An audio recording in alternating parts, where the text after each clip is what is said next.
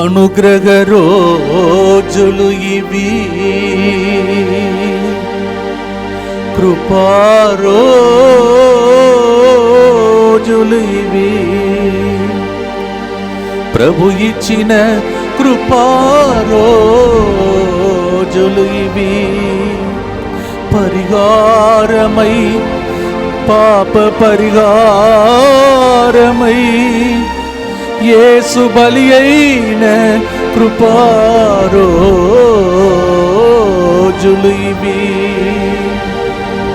పాప పరిహారమై యేసు బలి అయిన రోజులు ఇవి.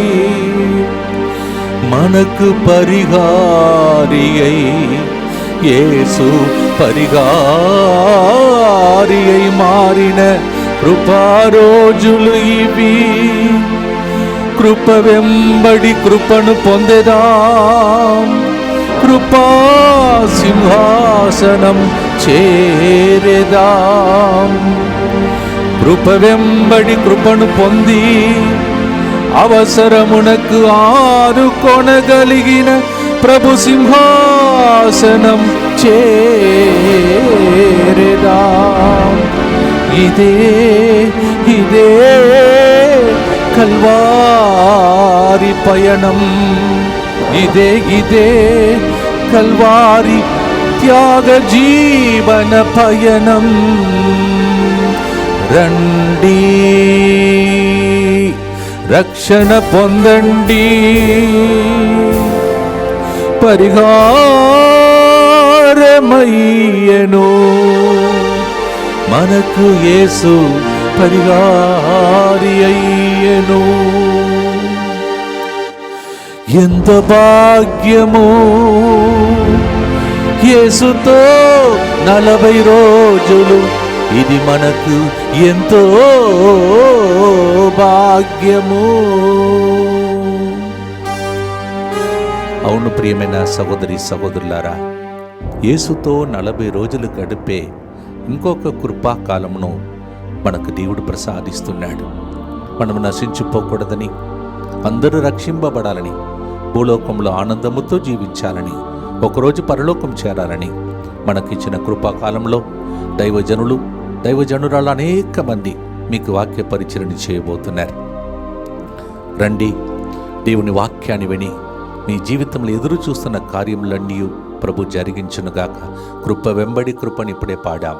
ఆ కృపతో దేవుడు ఈ కార్యక్రమం ద్వారా మనలందరినీ దీవించునుగాక. God bless you. క్రీస్తునందు మిక్కిలి ప్రియమైన సహోదరి సహోదరులారా, యేసుతో 40 రోజు ప్రోగ్రాంలో మనము పాల్గొంటున్నాము. ప్రతిరోజు ఒక్క అంశంపై ధ్యానించి పయనం చేస్తున్నాము. ఈరోజు మనము సిలువ అనే అంశంపై ధ్యానించబోతున్నాము.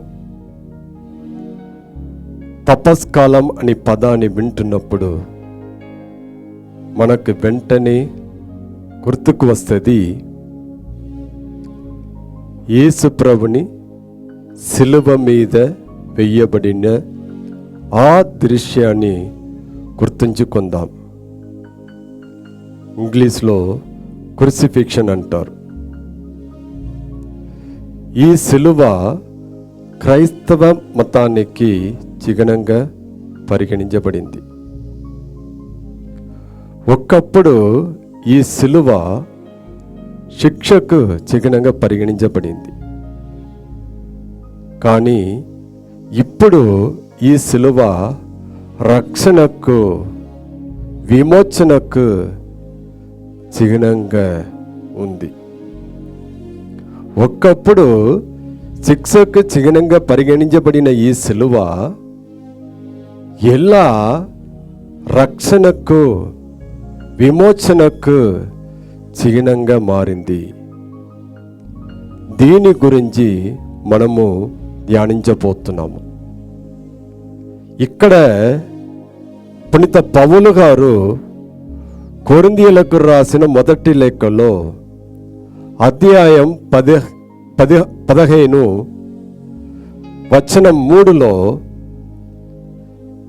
యేసు మన పాపము కొరకు మరణించాడని రాయబడి ఉంది. దాని గురించి నేను ఏం చెప్పలేదు. యేసు ప్రభు గురించి మనం పాపం కొరకు మరణించాడు. కానీ నేను ఈ సిలువ శిక్షకు చిహ్నంగా పరిగణించబడిన ఈ సిలువ రక్షణకు విమోచనకు మారింది. ఇది ఎలా అని ధ్యానించబోతున్నాం. మొదటిగా యేసు ప్రభు మానవ రూపం ధరించి ఈ లోకంలోనికి రాకముందు సిలువ అనేది ఏంటి?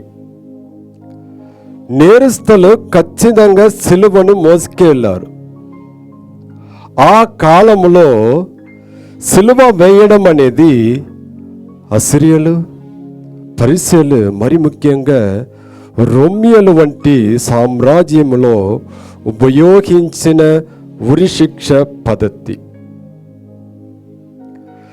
సిలువ నేరస్తులు తన సిలువను ఉరి తీస్తే తలమునకు మోసుకే వెళ్ళి వచ్చింది. కానీ మన అందరికీ తెలుసు, యేసు ప్రభు ఏ పాపము చెయ్యలేదు. అతడు నేరస్తుడు కాదు. మరి ఎలా ఈ సిలువను మోసుకు వెళ్ళాల్సినది వచ్చింది?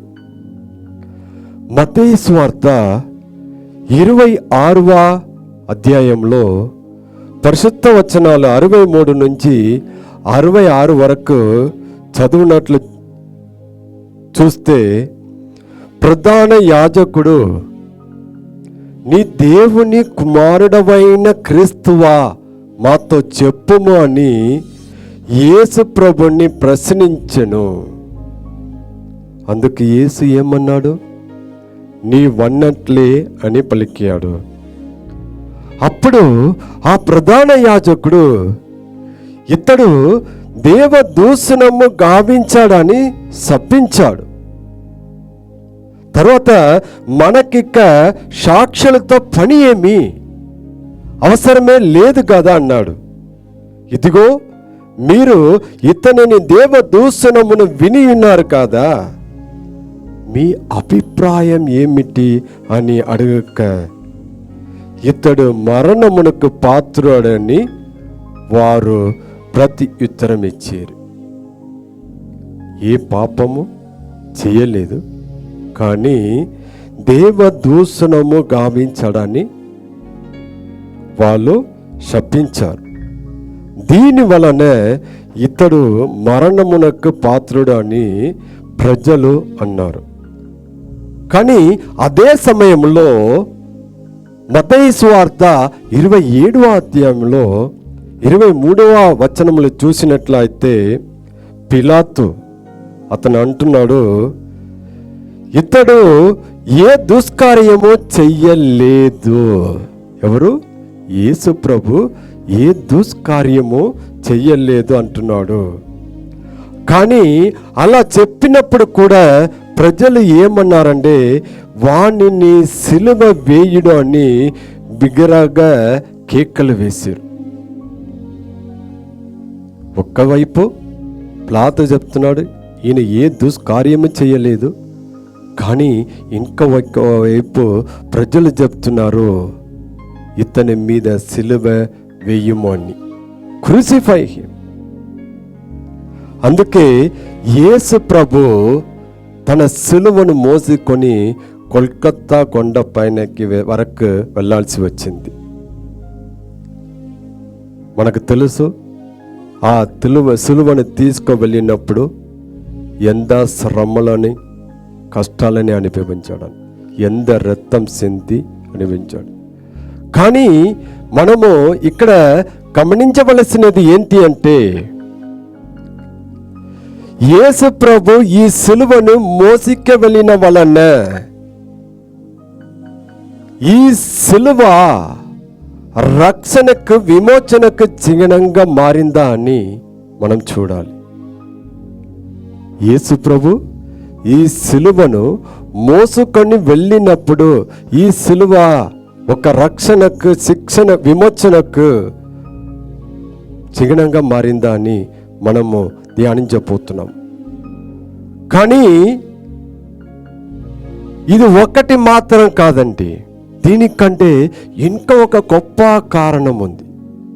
అది ఏంటంటే యేసు ప్రభు మోసుకొని వెళ్ళిన ఈ సిలువ ఎప్పుడు యేసు ప్రభుని ఎత్తుకొని ఆ కల్వారి కొండపైన, కోల్కతా కొండపైన నిలబడిందో, ఎవరిని? యేసు ప్రభుని ఎత్తుకొని ఎప్పుడు ఆ కల్వారి కొండపైన నిలబడిందో, ఎప్పుడు ఆ యేసు ప్రభుని శరీరం నుంచి దివ్య రక్తం అనేది ఆ సిలువ మీద పడిందో, ఆ క్షణం నుంచి ఈ సిలువ అనేది, యేసుతో పాటు నిలబడుతున్న ఈ సిలువ రక్షణకు, విమోచనకు, మన క్రైస్తవ మతానికి చిహ్నంగా మారిపోయింది. Praise the Lord, praise the Lord, praise the Lord. ఈ క్షణం నుండి ఆ సిలువ ఒక శిక్షకు చిహ్నంగా పరిగణించబడిన ఆ సిలువ రక్షణకు, విమోచనకు చిహ్నంగా మారిపోయింది. అంటే the cross which Jesus carried, the cross which Jesus carried now stands carrying Jesus on the mountain Calvary, Golgotha mountain, and the blood is shedding on the cross, and that is how this cross became a sign of redemption and salvation. కానీ ఈ సిలువ మన జీవితంలో ఏమి తెలియపరుస్తుంది?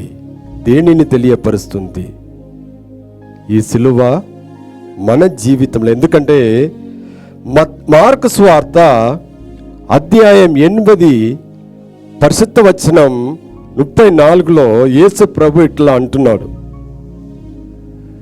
యేసు ప్రభు జన సమూహములను, శిష్యులను పిలిచి, ఎవరిని? జన సమూహములను, శిష్యులను పిలిచి, నన్ను అనుసరింప కోరువాడు తనను తాను త్యజించుకొని సిలువను మోసుకొని నన్ను అనుసరింపవలయును అని పలికాడు. ఏమన్నారు? తనను తాను త్యజించుకొని తన సిలువను మోసుకొని నన్ను అనుసరింపవలయును అని పలికాడు. మనము మన విచారణలో చూసినట్లయితే పవిత్ర శుక్రవారం రోజు ప్యాషన్ ప్లే చేస్తారు. కొన్ని విచారణలో ప్యాషన్ ప్లే లేకుండా ఆ ఒక్కటి సిలువ యాత్ర మాత్రం చేస్తారు.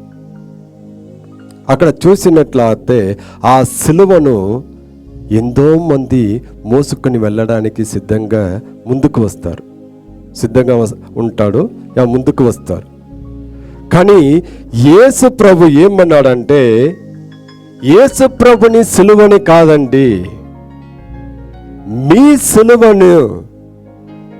సిలువను ఎత్తుకొని నన్ను అనుసరింపుము అని మన అందరినీ ఆహ్వానిస్తున్నాడు. అంటే దీనికి అర్థం ఏంటి? ఈ సిలువ అంటే ఏంటి? మన జీవితంలో సిలువ అంటే ఏంటి అని మనము ధ్యానించి చూడబోతున్నాము. క్రీస్తునందు మిక్కిలి ప్రియలారా, కానీ ఆ సిలువ ఎత్తుకొని ఆ మోసుకొని వెళ్ళడానికి ముందు యేసు ప్రభు ఒక కండిషన్ ఇస్తున్నాడు. ఏమని? తనను తాను త్యజించుకొని. దానికి అర్థం ఏంటి? తనను తాను త్యజించుకొని ఆ తరువాతనే సిలువను మోసుకొని, సో మన సిలువని మనం మోసుకొని వెళ్ళాలంటే ఫస్ట్ కండిషన్ తనను తాను పరిత్యజించుకోవడం. అంటే దీనికి అర్థం ఏంటి?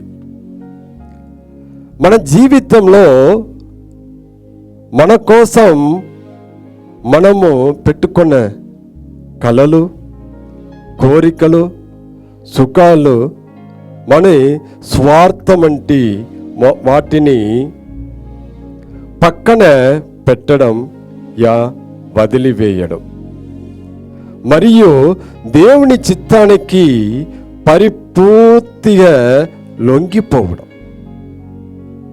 Completely to dedicate ourselves, commit ourselves to God's will. ఒక side we have to sacrifice our own dreams that we have, our own plans that we have, maybe for my own life or our families, but all these we have to keep aside, and what comes first is what is God's will. అందుకే యేసు ప్రభు అంటున్నాడు, తనను తాను త్యజించుకొని తన సిలువను ఎత్తుకొని రమ్మని. రెండవదిగా లూకా సువార్త అధ్యాయం 9:23 యేసు ప్రభు అంటున్నాడు, నన్ను అనుసరింప కోరువాడు తనను తాను త్యజించుకొని అనుదినము, ఎప్పుడో ఒక రోజు కాదండి, అనుదినము తన సిలువను ఎత్తుకొని నన్ను అనుసరింపవలయును అని యేసు ప్రభు చెప్తున్నాడు. మన అనుదిన జీవితంలో అనుదిన సిలువ అంటే ఏంటి?